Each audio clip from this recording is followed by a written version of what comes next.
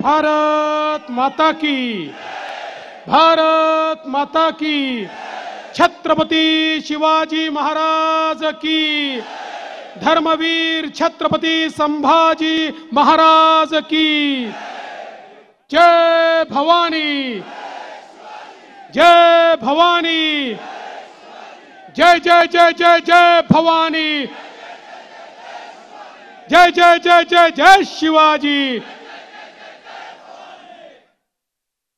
हिंदवी स्वराज्याचे सरसंस्थापक छत्रपती शिवरायांना मानाचा मुजरा करतो। भारतीय राज्यघटनेचे शिल्पकार भारतरत्न डॉक्टर बाबासाहेब आंबेडकर यांना मानवंदना अर्पित करतो। आणि आजच्या डॉक्टर सुजय विखे पाटील यांचा अर्ज दाखल करण्याकरता विशेष रूपाने या ठिकाणी उपस्थित झालेले अमृत नोनी गॅस्ट्रिन, अपचन, ऍसिडिटी, गॅस्ट्रबल ह्यापैकी तुम्हाला कुठलाही गॅस्ट्रिक प्रॉब्लेम झाला, उपाय एकच, अमृत नोनी गॅस्ट्रिन। महाराष्ट्राचे लोकप्रिय आणि धडाडीचे मुख्यमंत्री माननीय एकनाथराव शिंदेजी, आपल्या सर्वांचे लाडके आणि या जिल्ह्याचे पालकमंत्री राधाकृष्ण विखे पाटीलजी, मंचावर उपस्थित माननीय रामभाऊ शिंदेजी, संग्राम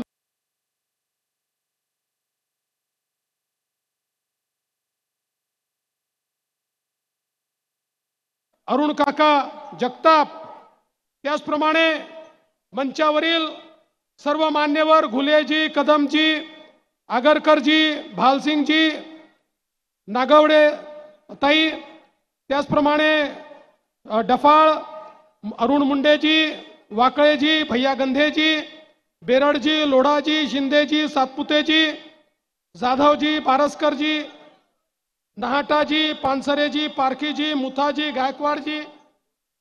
कोणाचं नाव सुटलं असेल तर क्षमा मागतो, चूक माझी नाही, नाव लिहिणाऱ्यांची चूक आहे।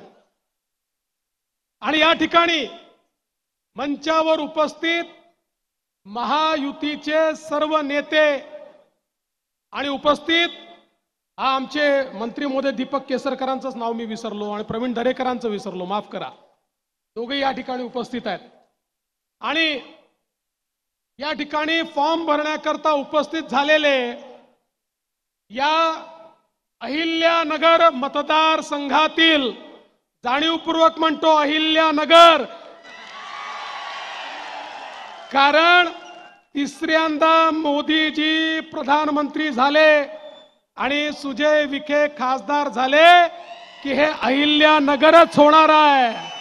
आमच्या मुख्यमंत्र्यांनी निर्णय घेतलेला आहे, आता दिल्लीचा निर्णय बाकी आहे। तो एकदा तुम्ही गाडी दिल्लीला रवाना केली की अहिल्यानगरच होणार आहे।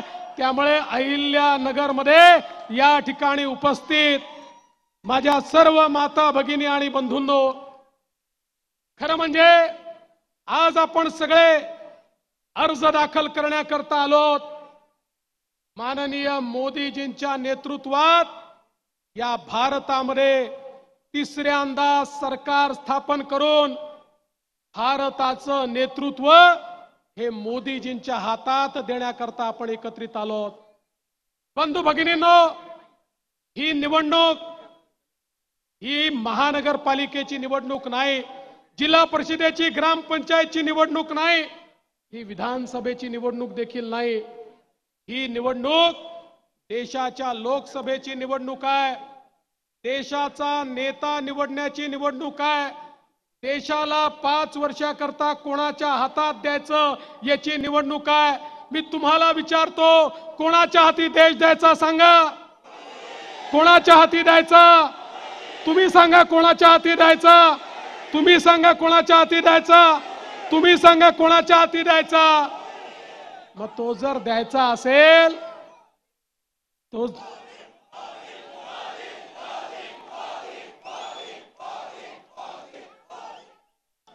मग मोदीजींच्या हाती देश द्यायचा असेल तर मत कोणामध्ये आणावं लागेल?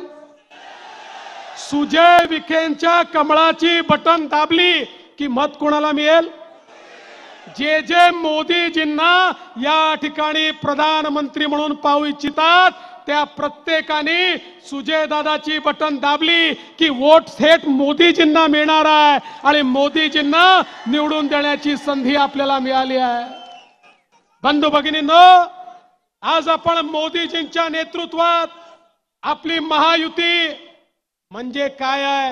ही विकासाची गाडी आहे, विकासाची गाडी. आपल्या विकासाच्या गाडीला मोदीजींचं इंजिन आहे, पॉवरफुल इंजिन आहे, पॉवरफुल.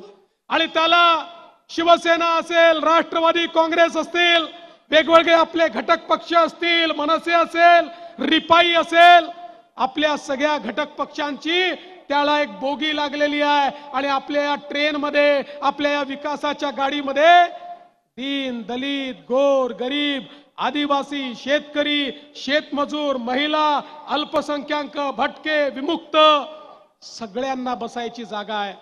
मोदीजींच्या गाडीत सगळ्यांना बसवून विकासाकडे न्यायचंय. सबका साथ सबका विकास हा आपला मंत्र आहे.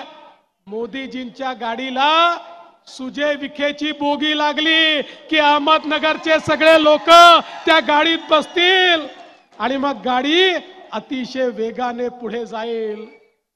आपली गाडी मोदीजींच्या इंजिनची गाडी आहे.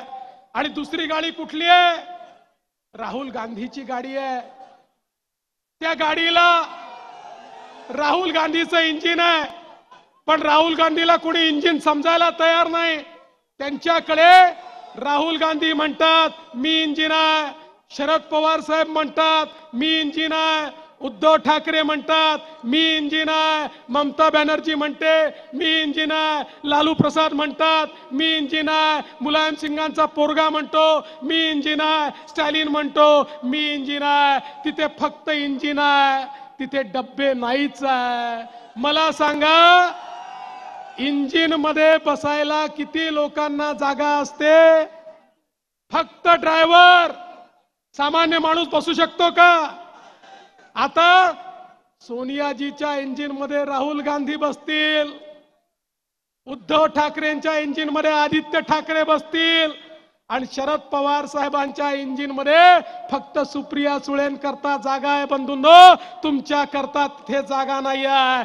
तुमच्या करता जागा फक्त मोदीजींच्या विकासाच्या गाडीमध्ये आहे. मोदीजींच्या गाडीत प्रत्येकाकरता जागा आहे. कारण या ठिकाणी खऱ्या अर्थानं जनसामान्यांचा विकास करण्याकरता ही गाडी पुढे चालली आहे. आणि म्हणून आज आपण पाहतोय, मोदीजींनी 20 कोटी लोक जे कच्च्या घरात राहायचे त्यांना पक्क घर दिलं. 55 कोटी लोक ज्यांच्या घरात शौचालय नव्हतं त्यांना शौचालय दिलं. 50 कोटी लोक ज्यांच्या घरात गॅस नव्हता त्यांच्या घरी गॅस पोहोचवला. 60 कोटी लोक ज्यांच्या घरी पिण्याचं पाणी नव्हतं, आमच्या माता भगिनी हंडा घेऊन विहिरीवर जायच्या, नदीवर जायच्या, त्यांच्या घरी शुद्ध पिण्याचं पाणी पोहोचवलं. 55 कोटी लोक यांना आयुष्यमान भारताच्या माध्यमातून त्या ठिकाणी 5 लाखापर्यंतचा इलाज मोफत दिला. 55 कोटी आमची तरुणाई यांना मुद्राच्या माध्यमातून 10 लाखापर्यंतचं लोन बिना तारण आणि बिना गॅरंटीचं दिलं. आणि याच्यामध्ये 31 कोटी महिला आहेत की ज्यांना आपल्या पायावर उभं करण्याचं काम माननीय मोदीजींनी केलं. आणि आता मोदीजींनी सांगितलं, पुन्हा निवडून आल्यानंतर 10 लाख नाही, 20 लाखापर्यंतचं लोन बिना तारण आणि बिना गॅरंटीचं देण्यात येणार. म्हणजे आमच्या तरुणाईला मोठं करण्याचं काम मोदीजी करतायत.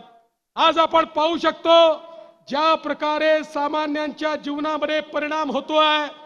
आज मोठ्या प्रमाणात सिंचनाची कामं चालली आहेत.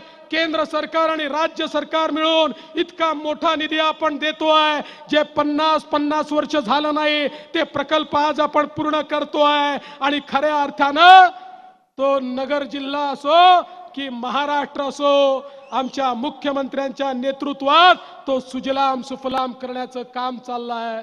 बंधू भगिनींनो, मुख्यमंत्री असतील, मी असेन, अजितदादा असतील, या ठिकाणी विखे पाटील साहेब असतील, आम्ही 24 तास केवळ तुमच्या करता काम करतो.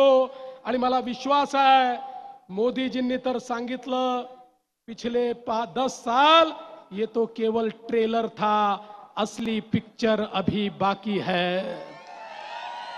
पुढच्या 5 वर्षामध्ये एक बलशाली भारत, सामान्य माणसाचे स्वप्न पूर्ण करणारा भारत, सामान्य माणसाला अधिकार देणारा भारत, सामान्य माणसाला पंख देणारा भारत हा मोदीजी निर्माण करतायत. आणि त्यांच्या पाठीशी तेवढ्याच ताकदीनं महाराष्ट्र उभा आहे. कारण या भारतामध्ये महाराष्ट्र मजबूत झाला तरच भारत मजबूत होतो. आणि म्हणून मोदीजींना ताकद देण्याकरता या महाराष्ट्राला मोदीजींच्या मागे आपल्याला उभं करायचं आहे. आणि ज्यावेळी 400 पारचा नारा लागेल आणि 400 खासदार उभे असतील, त्यावेळी नगरचे खासदार सुजय विखे देखील हात वर करून उभे असतील, हा मला विश्वास आहे. एक तरुण तळपदार अशा प्रकारचे खासदार म्हणून सुजय विखेंना आशीर्वाद द्या, एवढीच तुम्हाला विनंती करतो आणि माझं बोलणं संपवतो. धन्यवाद. जय हिंद, जय महाराष्ट्र.